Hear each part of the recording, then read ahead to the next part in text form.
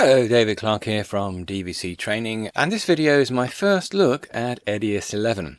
Normally my videos are very in-depth. This is going to be kind of skimming through everything, and I'll do more in-depth videos later on. But it's just come out.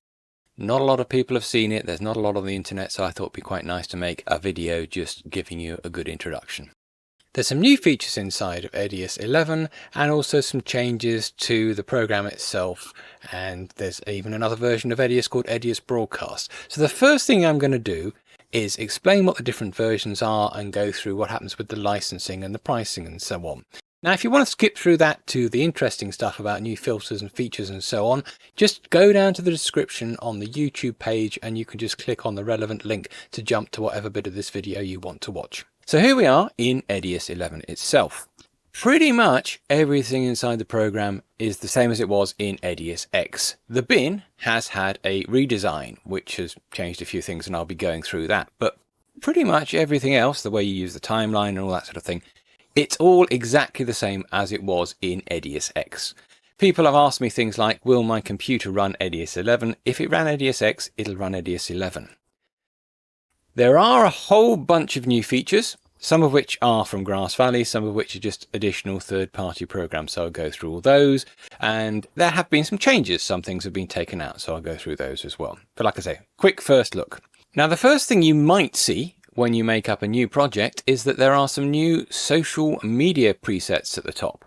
These ones down here, these ones I created myself. They were in fact carried over from my Edius X when I installed Edius 11. But these ones are ones that Grass Valley have now put in.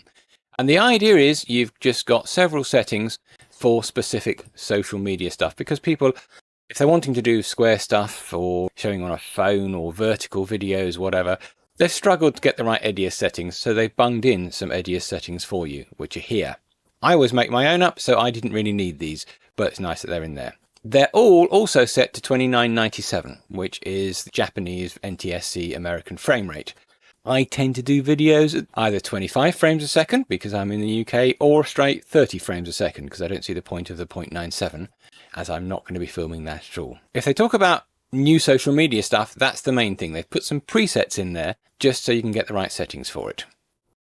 You might also notice that up here, project name is in red. All it is they don't put a project name in for you. It's as simple as they used to have a default project name which would go in there. You'd normally change it because you want to call the project something sensible, not untitled.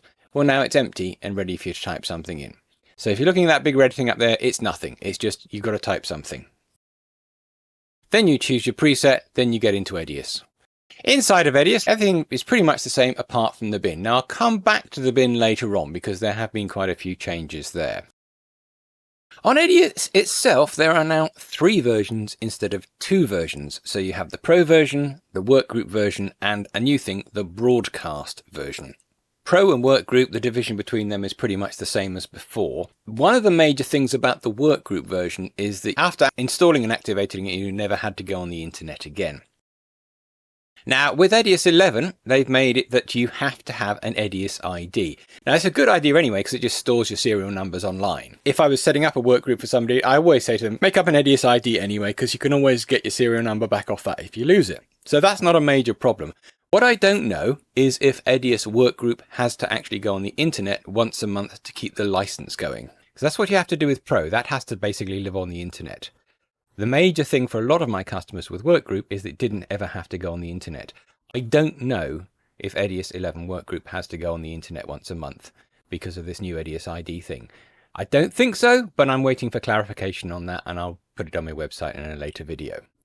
Edius Broadcast is basically Edius Workgroup, but with the Dolby Plus plugin. So Edius has always been able to make Dolby when you're making a DVD or something like that. Dolby Plus makes professional level Dolby. It has lots more controls, and if you wanted to do Dolby properly, that's the way to do it. And it costs more money. You could always add it into older versions of Edius, it just costs money. That's really the major thing between Edius Workgroup and Edius Broadcast. I cannot see any of my customers being interested in Edius Broadcast. It is really something you're only going to use if you specifically want that and you're specifically in a large broadcast environment. The list of differences between the Pro and the Workgroup version, like I said, is pretty much the same as before. It's on my website. But looking at that, the decision about which one you go for is the same as before, and I honestly think most people will go for the Pro version. The prices have also dropped a bit. So, for example, if you want to buy the full version of Edius Pro, it'll now cost you €478, whereas it used to cost you €598. So there's been a little bit of a price drop. There has been a change on the licenses, so with Edius X and previous versions, you could activate it on two machines, say a desktop and a laptop, and you could have both of them going without any faffing around. Now you can only activate it on one. Now the license was always, if you activate it on two, you don't use both at the same time. You can't have two editors working on them. If you have two editors working all the time on two different machines, you should have two licenses. But the license for Edius X was that you could actually have it on one, and like you could work on your desktop, then go work on your laptop, then go back and sit down on your desktop. You can't do that with Edius 11 without buying an extra license. So Edius 11 can only go on one machine. This is going to affect customers of mine who do have it on a desktop and a laptop. A lot of my customers only have one machine, so it probably won't affect them at all. Does mean if something does go wrong with your machine and your hard drive dies or anything else, you haven't got a spare license, so you'll have to go back to Grass Valley and get them to reset it before you can reinstall it again. But I think for most people, they'll probably be okay with this. You can buy an extra license. The prices for this are not on my website yet, so you can't buy the extra license through me yet, but you will be in a couple of weeks' time. Now, an extra license, if you've got an upgrade of Edius Pro, is about €59. If you don't get the upgrade, if you buy the full version, an extra license is about €120. For the workgroup version, an extra license for an upgrade is 120. An extra license, if you buy the full one, is 240. Now, if you had the prices up, the price of, say, an Edius upgrade plus an extra license is roughly the same as it used to be for a full version. On one hand, they've made things a bit cheaper, but if you wanted to get back to having two licenses, it works out about the same. So I guess you're kind of not losing anything. Now, I'm going to talk about things that have been taken out of the program later on, but a quick mention here about the DVD and Blu-ray writing. That is also not included with Edius as standard. You have to pay an extra €36 to get the DVD and Blu-ray writing, which you'll have to do for every license that you've got. Again, this just means that if you're not using DVD and Blu-ray writing, it's a bit cheaper for you. Or if you write your DVDs and Blu-rays with something else, there's not that many programs around now. Encore's gone, unless you actually had Encore in the past. You can't get it anymore. Sony DVD Architect's gone. There are a couple of free simple programs, and there's also things like TMPEG authoring works, but there's not a lot of them around. If you use something else, you don't need the DVD writing, so you don't even need to buy that part of it. But if you do want to have that Edius 11, that's an extra €36. You can actually order the DVD writing section if you want to. The other thing to mention just before I get into the really interesting stuff is that Edius 11 cannot exist on a computer with Edius X.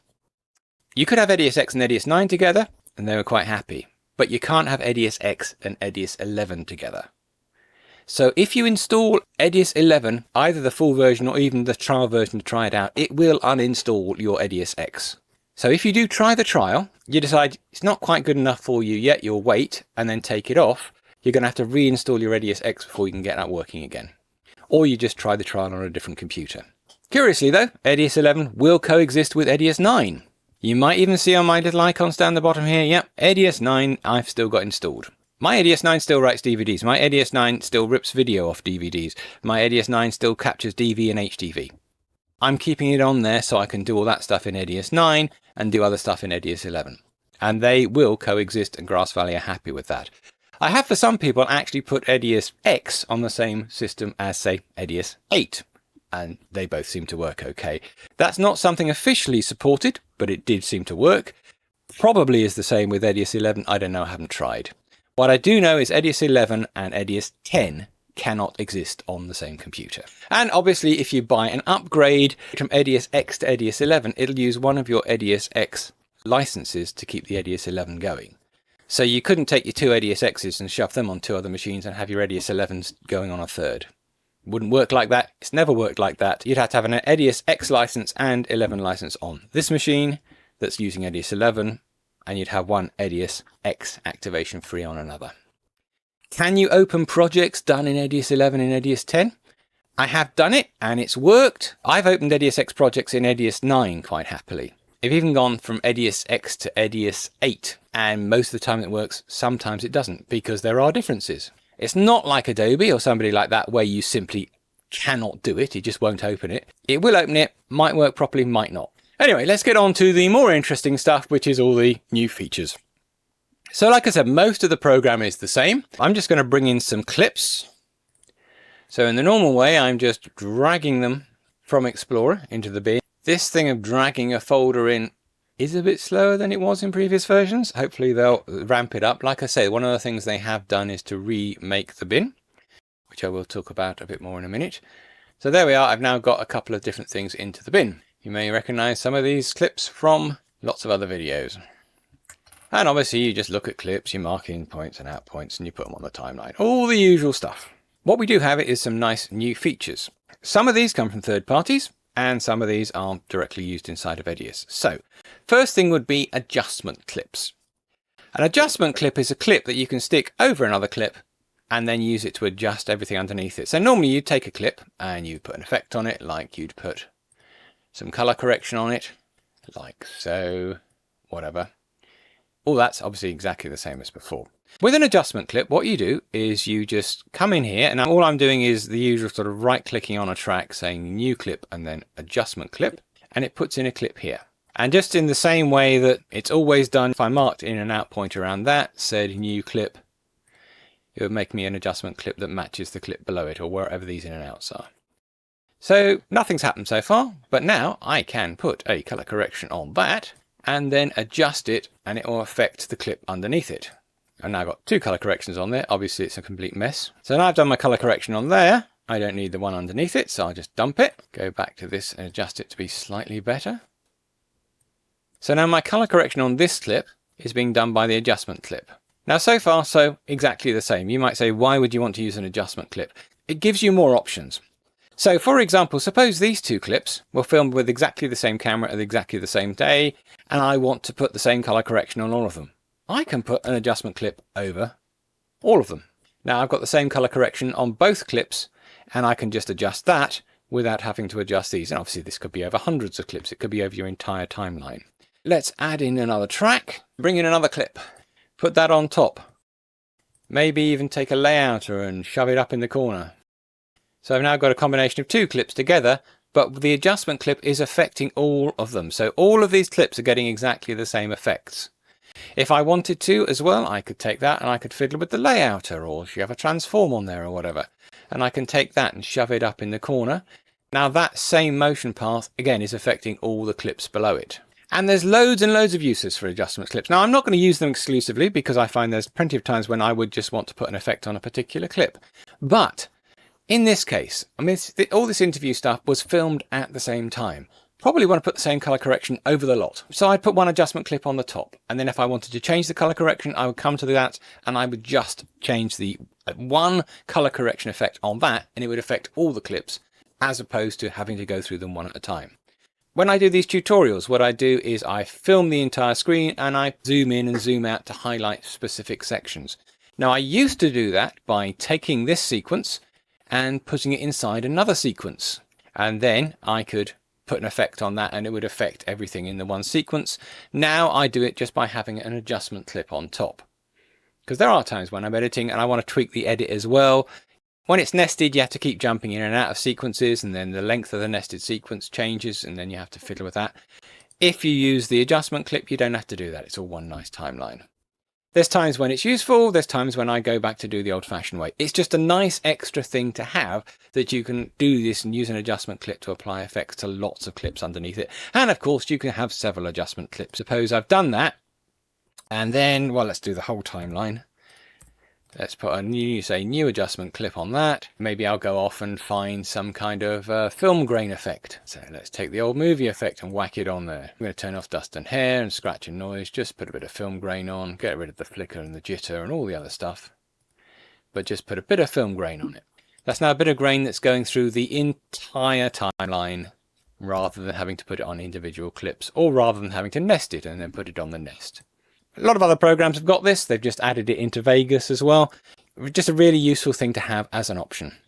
And just like in other programs, not every effect works properly on an adjustment clip. Another thing I've seen people doing in edits, particularly I saw this with somebody who was doing a Premiere edit, all his grading was done on adjustment clips. So he had a whole line with just adjustment clips over the top of the clips, and then he could show the client what it looks like before and after just by toggling the track on and off. So lots and lots of uses for them. Nice thing to have inside of Edius. Another thing that Grass Valley have put in is an OFX bridge. Now, Edius X and previous versions have had an OFX bridge, but it was written by New Blue. And it worked, but I was always a bit, not too happy with it. Sometimes I find that like Edius is a bit slow to start up if you've got New Blue Flex event in there. We really wanted one written natively by Grass Valley. Well, now they've done it. The major difference you'll notice, for example, I've got Boris Continuum OFX. In Edius X, you would have an OFX bridge, you drag it onto the clip, you then open it up and then you choose from the list of effects. Now all these effects appear in here as individual effects. So you can see this is all the stuff that I've got with Boris Continuum, and I can just take that and drag it like a regular effect and put it on the clip. Then open it up and here you get the interface that you fiddle with stuff. Down here you've got all the individual parameters, which you can just go through all this lot and then fiddle with them. And you've got a keyframing area, which is just like the layout or anything else down here where you can start to keyframe them. This actually will look very familiar if you ever used the old After Effects bridge that was in Edius 9 and before. Pretty much looks like that. Obviously very new. I haven't tested it. I'm willing to bet some of it don't work properly, because look at this. There are so many flipping effects in here that there's bound to be bits that don't work properly. In terms of OFX plugins, the most common ones are from Boris. It will be Boris Continuum and Sapphire, both of which are fairly costly. I know definitely they're talking to them. Should take other OFX things. We'll have to wait and see how that pans out. But that's another major difference. They've got a native OFX bridge. On its own, actually doesn't give you anything. You have to buy OFX plugins. On its own, doesn't matter if it's made by New Blue or whether it's made by Grass Valley. You haven't got any plugins, therefore you're not doing anything with it. Now, a lot of the other new features or effects are from third parties. So first of all, let's have a look at Vitascene. You did have a version of Vitascene that came with Edius X, and now you have a more advanced version of the same plugin that comes with Edius 11. Pretty much the same kind of filters. They did add in a bunch of extra glitch transitions. And here you can see all the presets for the various glitch transitions. A new thing inside of Edius is you now get an animated thumbnail in here telling you what's going on. Now you notice that one's animated, these ones aren't. You actually have to click on them to get the animated icon. But now you've got a rough idea about what these transitions are doing before you put them onto the timeline. I have to admit, not a big transition user myself, so I probably won't use them, but that's all part of Vitascene. The other new filter they've actually had from is this thing called Picture Enhance. So you just drop that on a clip, and what it does is it uses AI, analyze the picture, and make it pleasing to the human eye. It's kind of the sales pitch. So there we got that effect on and off. Let's just whack this up full screen. So that's off, on. It's a subtle change, but it is definitely better. The blacks are nicer, everything about the face is nicer. It's a definite improvement. You can obviously open it up, but there are very few things to fiddle with.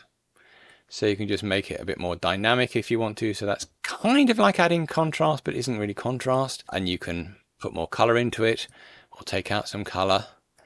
And you can tick save colors just to make sure that you don't go completely over the top.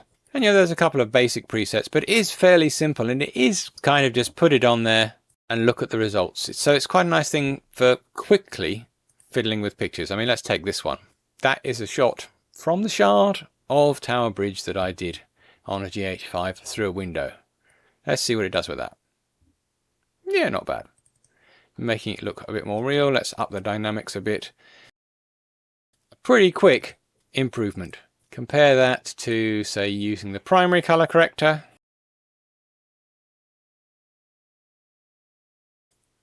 And yeah, using the primary color corrector, I've got something which I think is, frankly, just as good, but more fiddling. A big thing on the audio front for me is this, extract dialogue. Now, I have mentioned this in previous videos. It's an AI audio filter, which lets you get rid of everything apart from dialogue. Like all kind of noise correction things, obviously doesn't work perfectly every time, but for me this does a better job than just plain denoising. I have mentioned it in previous videos because you could get this as a separate plugin. You just have to buy it to put it into Edius X. Well, now you've got an Edius version which is coming with Edius itself. You got 3 presets, but obviously you can fiddle a bit with it when you get in there, but you just pop it onto a clip and play. David, I wanted to ask you about Edius. You may have seen this clip on previous videos of mine, but this was done on a microphone, on a little camera, sitting as far away from us as you can see. And without it, there's noise. There's... David, I wanted to ask you about Edius. Not very much noise, but there's noise. With it... David, I wanted to ask you about Edius. Literally just taken it and kept Ringo's voice. You open it up, you basically got the same presets and a big slider. So you play it and fiddle with it and see what it sounds like. But it's simple. That kind of denoising works better than regular denoising, and really nice to have it inside of Edius because it really does do a good job of just getting dialogue out of scenes. Obviously this shot, the audio is pretty clean. There's not much talking going on anyway. Take this clip, which I did use in my last video, which is obviously just got people chatting around the camera whilst we're doing a locked off shot.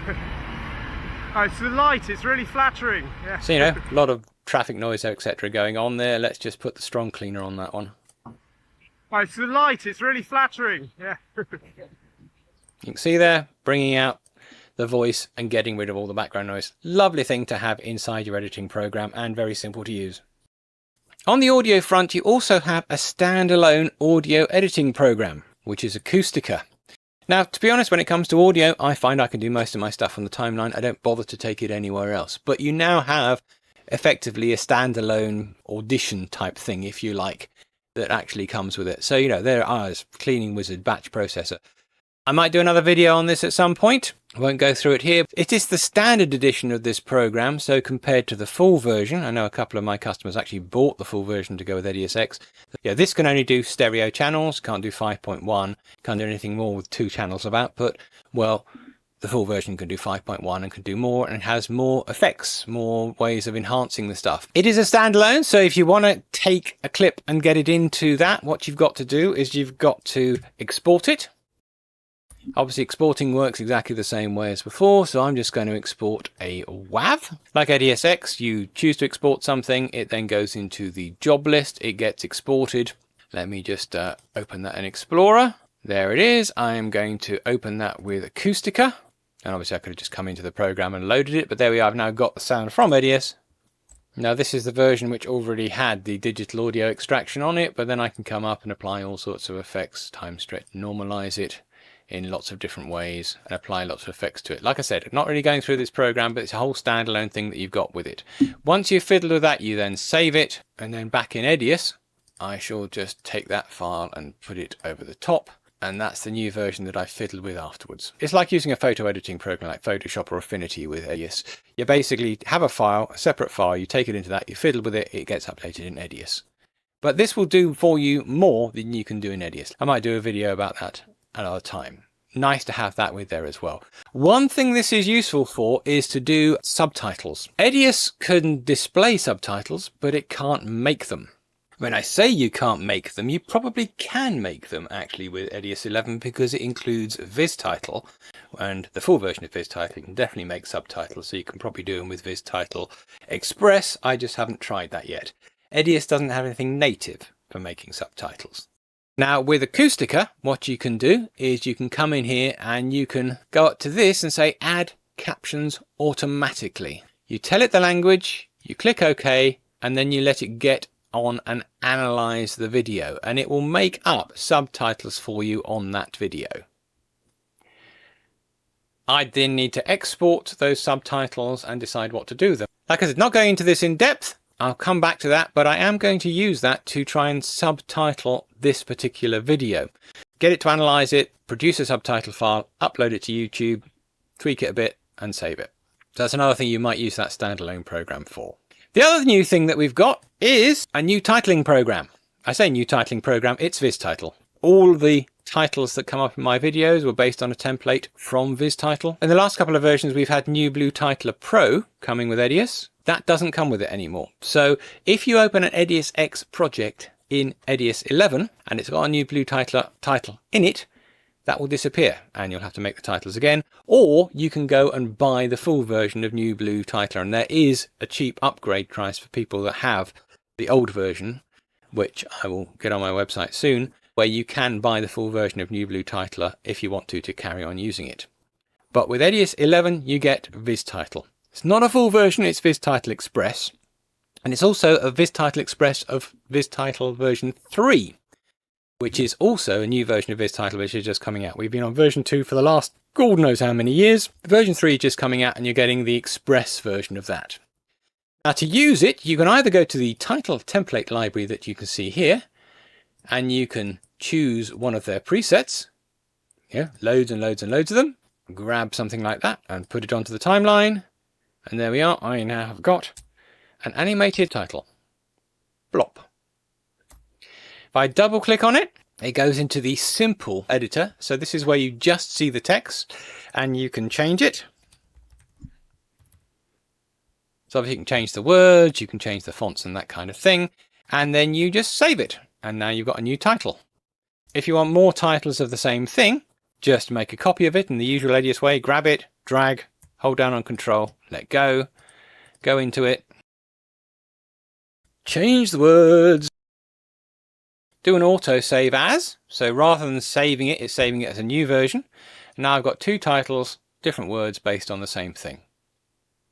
It's how Viz Titles work for ages. It's lovely. Also, Viz Titles really good at playing back stuff in real time. So one of the things I preferred about it to New Blue was that I could just generally pop a title on there and play it without lots of faffing. Love the way you can just duplicate it and just add in words. And of course, if you want to go further, you could just open this up and instead of just changing the words, you go into the full Viz Title interface and design your own stuff. So you have a timeline with lots of layers on it. You have a bunch of presets. You want to know more about using Viz Title? I have got a few basic Viz Title tutorials on my website. Now they were done with version 2. So this is version 3. On the face of it, everything looks pretty much the same, but of course it's the Express version, so there'll be some things missing. So for example, things like this, 3D Particles is a plugin, blah, blah, blah. You can activate it by buying the actual plugin. You can do lots and lots of nice animated titles with this very simply. You've obviously got the templates inside of Edius. If you want to get the templates here, you just come over and click on that little button and you get to your same templates. And you can go through them and just double click on it and change what the template is, whatever.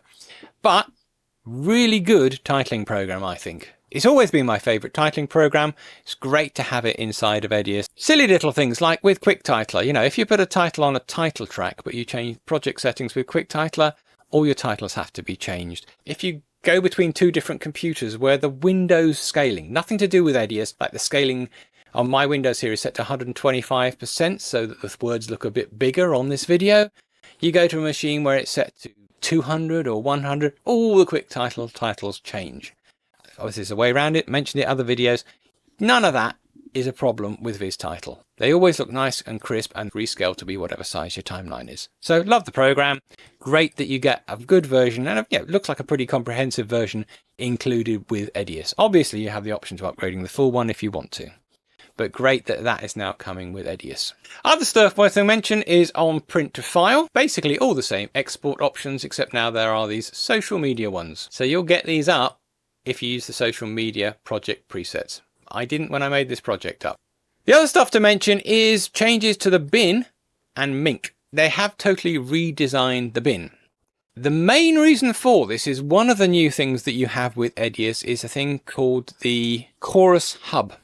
The idea of Chorus Hub is it lets lots of different Ediuses talk together and then talk to things like AI. Now you may have seen a video on the internet, which is an interview from IBC with the head of Edius development and Michael, the head of Edius.net. And basically there they get very excited by the ability to index clips based on the content and then search through it with all sorts of services through Chorus Hub. Now, I don't actually know how to get any of that working or even if it's something that I can do with what I've got. Chorus Hub lets you do it, but how you get that to work, I don't know. So we'll find out over the coming weeks how easily you can get those things added to it, whether it's something you can do or whether other people are just going to produce plugins or whatever. All that stuff sounds very exciting, but don't expect to get it if you just buy Edius 11 and install it today. It's a possibility and something we'll have to wait to see how that develops. If you want to get 2 or 3 Ediuses talking together, you actually have to get another program called Edius Hub Server. If you're a typical sort of videographer like me, that's not the sort of stuff you're getting into. That's the stuff which is for big broadcasters. Now, to use Chorus Hub, one of the things they had to do was to redo the way the bin worked. The bin and Mink are core to this because both the bin and Mink have got all the clips in and they've got all the data in there, the big databases behind the thing. So they redesigned the bin. Now, on the face of it, you might look at it and say, that's not really that much different. There's some buttons disappeared across the top. You've got your different views here. You've got your tree down here. You've got a search, so you can set up search bins, that kind of thing. You've got this new properties panel here. Now, the idea behind this is you can go to a clip, and if you want to change some very basic properties of it, you can do so in the properties tab. One of the things you've got down here is clip color. So you say, yeah, I want that one to be yellow. And you might be clicking on that and saying, why the hell aren't you changing to yellow, mush? If you want to change anything, you have to undo the padlock and then you can click on it. And of course I can do lots at once. So undo the padlock, click. I'd love it if that stayed unlocked, honestly, because every time I click somewhere else, I've got to click it. That's what this thing is. It doesn't have everything in there. I've got information on markers, of which there aren't any. Let's put some markers on that one. Mark, mark, mark, mark. Oh, now I've got markers. I've got a list of markers in there. Let's go to that marker, unlock it. Let's make it a red marker. Oh, it's red. Let's see, it's that clip again. Unlock it. Let's go to marker 4 and make it a blue marker. Reload it to the bin. Oh, it's a blue marker. So yeah, you can do all that stuff inside of here. I haven't found a decent use for this yet. It's not been there before. I'm used to what I'm doing. So most of the time I just click on this little thing to get it out of the way. You can still edit the clip properties by right clicking on the clip and going to properties and shoving things in here. Like I should be able to change the clip color here, but you can't edit things directly in the bin. So I've got the same views as I had before, which you can see up here. So you've got your thumbnail view, you've got thumbnails without words, you've got thumbnails with some stuff at the side, you've got the straight just text and text with a thumbnail. Those views are all there. It's just that the buttons have moved down here. The buttons to do things like add clips to the timeline, bring clips in, they're not there anymore. But if you want to bring a clip in, you just double click on here and you bring in a clip. One of the buttons I used to use a lot up the top here was to add clips to the timeline. I want to add those onto the timeline. I used to go up there and click a button. You can still do it by selecting them, right clicking and say add to timeline. And it does the same as before. There just isn't a button for it. Now I don't know if those buttons are coming back. There's a few things here which are missing from this bin that used to be in the old one. I'm assuming that this being the very first version, they're going to put them back in, but I don't know for sure because they never tell you what's going to happen in the next ones. The sort of things that are missing are things like if you go into text view, like I have the real name up there. I'd like to change it for that clip. In fact, I'd like to put a real name on all of those clips. Used to be able to select them all, click and add something. Now I can't. If you look at the columns, you used to be able to right click on here and change the columns. Now you don't do it there, but you come up to this thing where it says columns and you just have a list of them and you can tick the ones you want. It's actually a bit quicker because you can come through, look at them and tick a few at a time. So now I've got more columns. I've done things like previously I bought clips in that were maybe made in Resolve. And for some bizarre reason, it hasn't got the field order right. It's thought they're interlaced when they should be progressive or whatever. I used to be able to select it, change the lot at once. Now I can't. Now, bear in mind, this video is being done as Edius 11 has just come out 3 or 4 days ago. It's very new. If you watch this video in a couple of months' time, all of this might have changed. This is the first version of the Edius 11 bin. I'm willing to bet things will change. I can't promise you they're going to change, but I'm willing to bet they will. So if you're looking at this and it's not October or November of 2023, look at a more up-to-date thing about the bin, okay? Because it's probably changed. Another thing which is kind of irritating, I have to say, is that every time right now I change the view, so like I'm in list view, let's go to thumbnail view, it closes this up.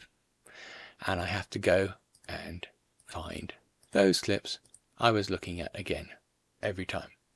That's annoying.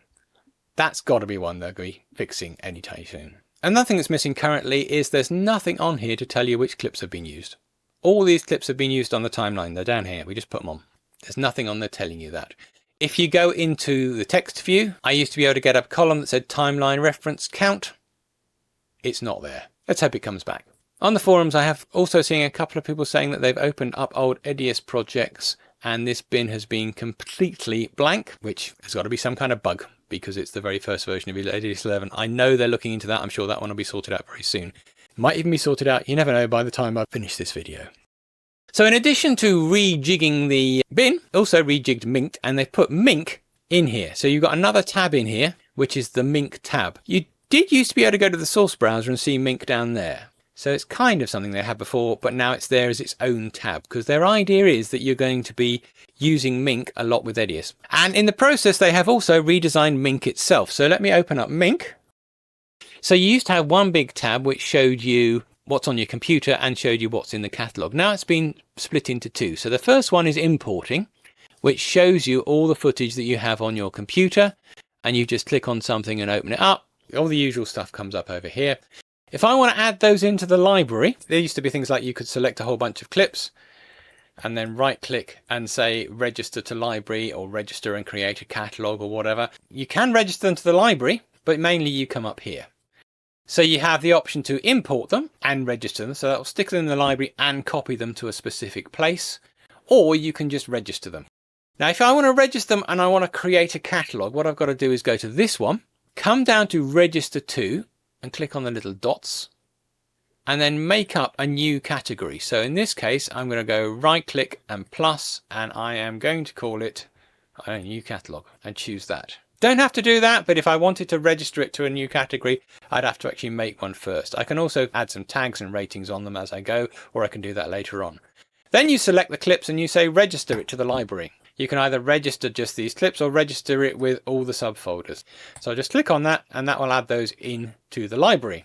To look at it, go into the library, and here you can see I've got my new catalogue and the stuff that was in there already. And obviously I could take the stuff that was in there already, take those and move them around, put them in their own catalogue, whatever. No, take those, bung them into this catalogue. But they just rearranged it a bit. They have taken a few things out. So you used to be able to storyboard stuff in here, which is where you do a rough edit, a very rough edit in Mink, and then you'd be able to export it as an Edius project and open it in Edius. That's gone. And also the features to look for offline clips, clips that are in the catalogue but aren't there anymore, and also duplicate clips, those have gone as well. Now, if you haven't been using Mink before, you won't notice any of that. And a lot of people I know haven't been using Mink. I sometimes get people saying, what is the point of Mink? Why is it there? It's a cataloguing program. It's meant to help you organize all the footage that's on your hard drive. If you're doing one project at a time, bringing stuff in, making a video, then get on with the next one, you never bother with Mink at all. It's there for organizing lots of stuff. And I've got this stuff here. I now want to take it into Edius. Well, of course, I can just pop back into Edius and let's have a look at new catalog. Oh yeah, that's that footage. Let me take that and put it on the timeline. Bosh, I now have that on the timeline. This is literally just a test shot of me pointing a camera at my back window. It's done in a log format. Let's put on the picture enhancer, see what that does. Oh, that did quite a nice job of actually changing it into a decent shot. I mean, what you should do with this, since it was done on a Panasonic GH4 in a Vlog format, is to use the primary color corrector. Pop it on there, open it up. Tell it that the source is actually Panasonic. That's the proper workflow. It was just interesting to see what it did just by popping on that quick Vitascene thing, which to me made it fairly usable straight away. All the same kind of stuff as before. You do have a few more options. So for example, if I wanted to convert that to something else, I can right click on and say transcode. And what that will do is it will take it and transcode it into one of these formats. You can add to the list of presets here by going to Edius itself and making up a new preset, exporting the file and then importing it, and it'll add it into this list. But if you want to transcode it, you can do it in here. Now you can still do it in the bin in Edius. So I can still come in here, select those and convert just as I did before. Probably still end up doing that, but now you've got the option to transcode in Mink, which is why you have a job monitor, so that you can see all the list of stuff that's transcoding and keep a track on it. Another thing they've done with Mink is that if you make up a project in Edius, your projects are automatically added into the Mink library. So here you can see on the Mink tab, I've got all my other projects that I have been doing. The nice thing you can now do is to go to, say, that project, go to the bins, you can see all the clips, or you can just grab hold of a sequence and bring that sequence into this project. Now I've got to see Mink as well as the bin, so there's the Edius bin. Just grab hold of that sequence, drag it, drop it into there, open it up. There we are, sequence from my other project brought into this one. I want to bring the clips from this bin in. I can't actually drag the bin in, but what I can do is then select the clips themselves and drag those in. So it's a nice way of getting stuff from other projects into this project. If I was to say go to this clip here, This is the project that I was fiddling around with for most of my demonstration. You notice that's at 30p. Let's try and bring that sequence in. Doesn't work. You can't bring in sequences that don't match the project frame rate. But what you can do, I could bring in all those clips that I was using, just like so. It's not copying them, it's not moving them, it's just getting things from other projects. So that's nice. You can see stuff from other projects and easily bring them in. And you can even bring in whole sequences as long as the frame rate matches. So they pop up in the Mink tab. They also pop up in Mink themselves. So go to the management here. You can see the whole bunch of projects at the top. Loads and loads of different things. You can see every single bin as you go through them. All that stuff, again, appears in the Mink tab in Edius, and then you can bring them from one project to another, which is nice. The other thing you can do, which was mentioned in their launch video, is you can make up a project based on a particular clip. And looking at Edius, you'd say, how do I do that? I can't see anything in here. I've started a project, I've chosen some settings, how can I do it? You don't do it from Edius, you do it from Mink. You've got to close Edius, and then you've got to go to your clip. So this particular clip is what? It's 1920 25p. Well, that's boring. Let's go back to Tower Bridge. What is that? That is 4K 50p. I'm going to right click on it and say Edit with Edius. It says, give it a name. Okay. Wait for Edius to start up. There we are, clip on the timeline. Let's check the project settings out. Oh, it is a 4K 50p clip, progressive 8-bit, which is what the clip was. Bing, bing, bong. Of course I can come into the settings and change them. As before, this has set me a 50p project. I cannot change the frame rate. Sorry, that didn't make it in. Love it if you could change the frame rate. But I can change the bit depth if I want to go to 10-bit. I can change all the other stuff. Again, this is exactly the same as it was with Edius X. But this is how you would create a project that matches your clip. Most of the time, I know what I'm doing. I never use this in other programs. I never use it in Resolve or Premiere or anything that makes clips like that. Most of the time I don't bother. Most of the time I just go straight ahead and choose the project preset because I know what I'm doing. But if you want to make one based on a particular clip, then you can do that. You just have to register it to Mink, find it in Mink, and then say Edit with Edius. And that only works when Edius is not open. So if I was to right click on this now that Edius is actually running, you'll notice that I can't say Edit with Edius. It's not there because Edius is open. You have to have Edius shut. But that's how you'd use that particular feature. Now, just before I wrap this up, I said it was going to be a quick chat. It isn't. It's been quite a long chat, but I can go more in depth into this stuff in other videos. But just before I wrap this up, probably a couple of mentions as well about other things which have changed since Edius X. You cannot do stereoscopic projects anymore. I don't think many people did. I happen to have a 3D camera, so I was using it, but you can't. It's been taken out. If you want to edit stereoscopic, make sure you keep Edius X or 9 or whatever around, because this doesn't do it. It's been taken out.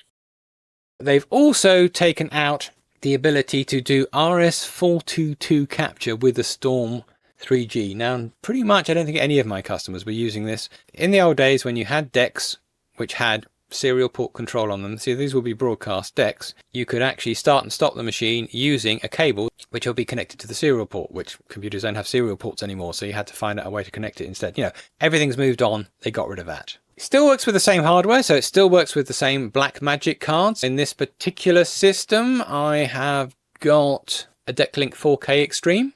It happens to be a card that can do 50p 4K output. I've got old-fashioned Blackmagic intensities, not even Intensity Pro 4Ks, really old ones in some of my system.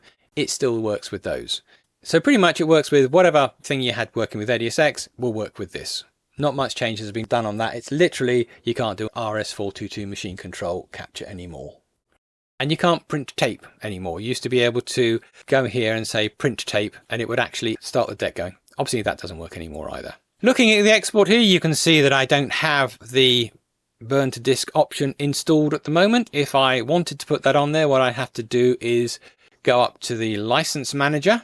I would have to right click, say online activation, and shove in the serial number that I get when I buy the extra thing into here.